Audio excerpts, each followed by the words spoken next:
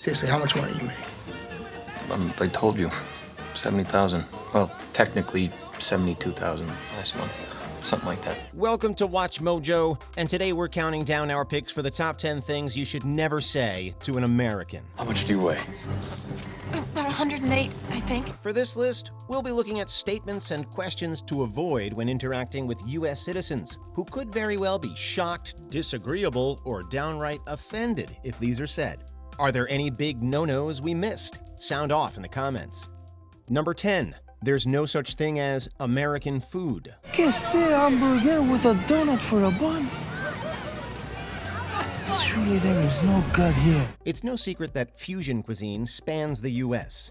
The land of immigrants and diverse cultures has inevitably been shaped by a wide range of traditions. But listen, Americans do in fact have a lot of their own regional cuisines. Cajun, Tex-Mex, Pennsylvania Dutch, and soul food, to name a few.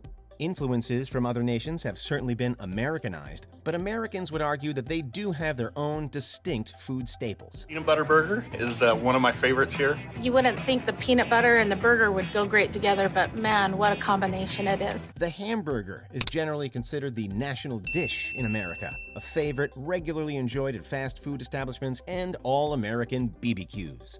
If you challenge an American on where the hamburger originated, be ready for a debate. You're getting the volume of a burger, the flavor of the bacon, the whole top of that patty is just all that crispy, crunchy, unctuous flavor.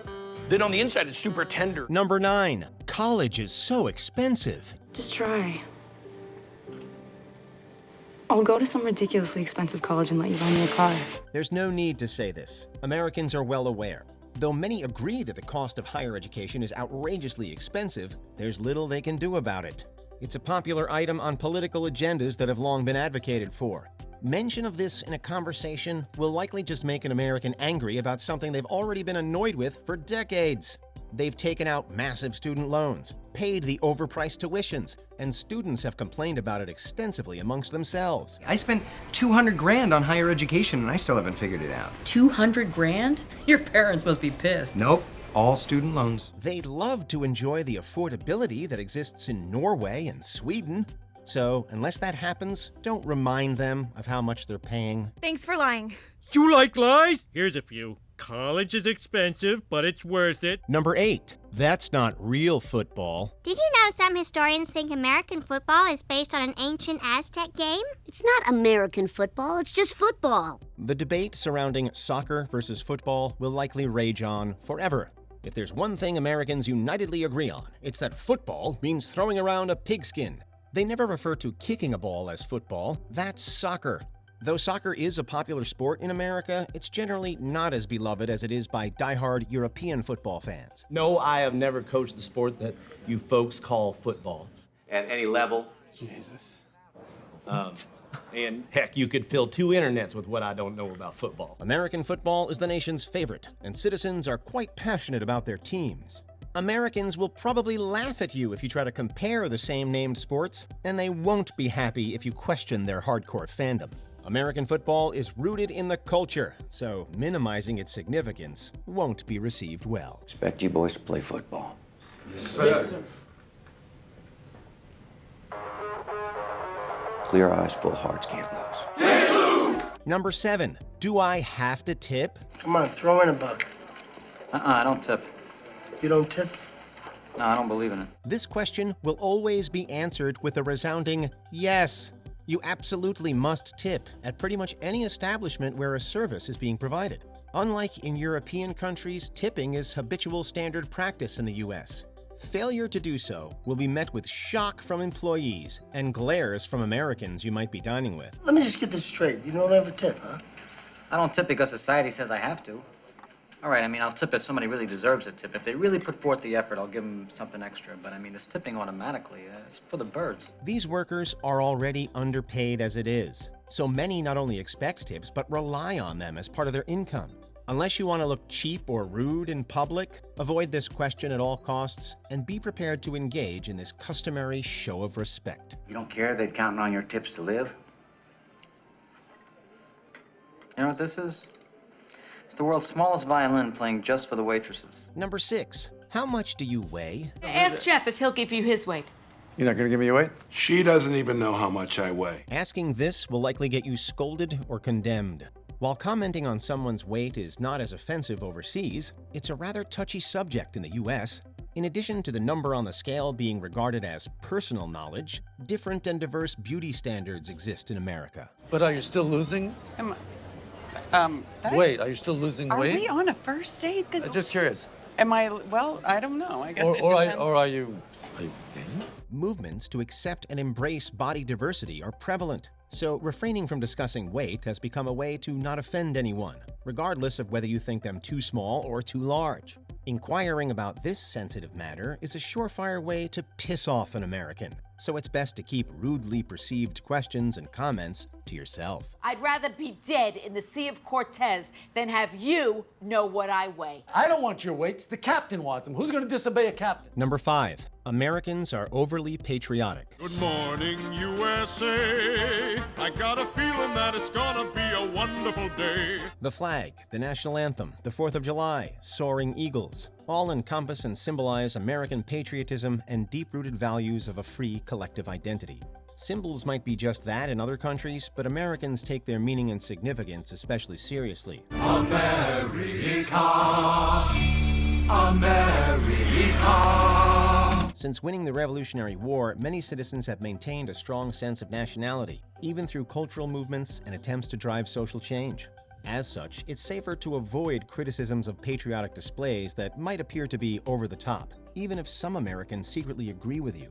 It's essentially a lose-lose, where you could either offend somebody who doesn't care or offend someone who does. And should we win the day, the 4th of July will no longer be known as an American holiday.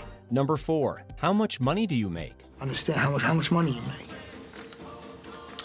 I don't know, 70,000 last month? In the US, money is kind of taboo, especially in discussions around citizen salaries.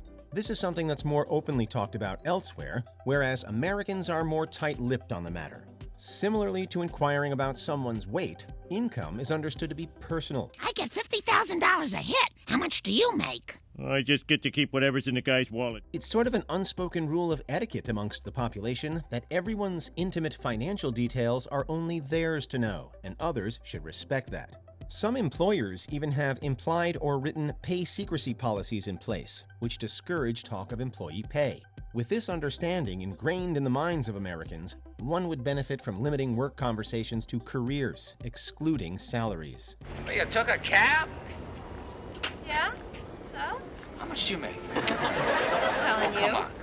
No. Number 3. Your measurement system is crazy. I mean, America, you guys have your own thing, the imperial system, you know? On my side of the world, we use the metric system, and by my side, I mean the rest of the world. Though it's used by pretty much the rest of the world, the metric system isn't used by Americans. So talk of kilometers or anything of that sort will probably be met with blank stares.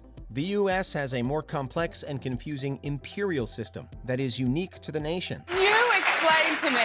Yes.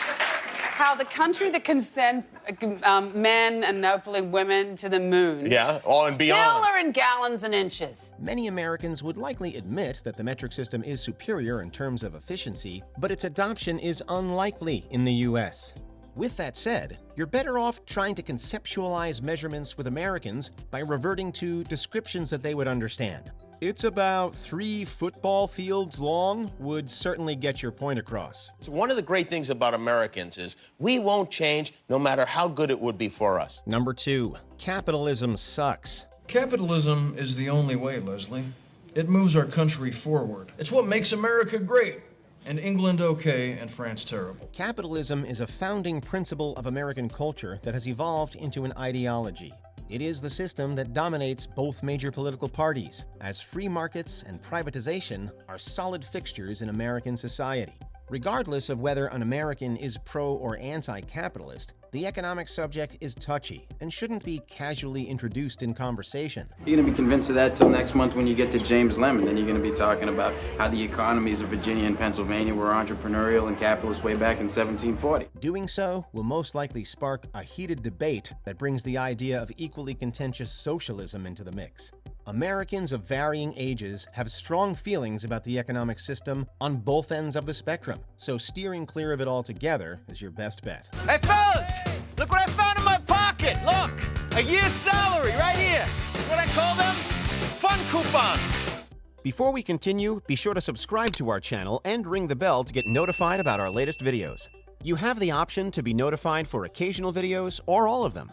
If you're on your phone, make sure you go into Settings and switch on your notifications. Number 1. America isn't the greatest country on Earth. Can you say why America is the greatest country in the world? There's that long-standing idea that America is the promised land, the greatest nation. Nowadays, some might disagree, but it's safer to just avoid saying this. Considering the reputation America's gained, it's no surprise that citizens have tendencies to get defensive when its superiority is questioned, or, on the other hand, passionately criticize it. Do you believe the United States is the greatest country in the world? Yes. A popular insult thrown around when people go against the idea is the common, "Go back to your country if you don't like it," which no one wants to hear. You don't have to say America is the greatest, but never express alternative opinions unless you're up for potential confrontation. If you say it, you could also hear something like this. First step in solving any problem is recognizing there is one. America is not the greatest country in the world anymore. Did you enjoy this video? Check out these other clips from WatchMojo, and be sure to subscribe and ring the bell to be notified about our latest videos.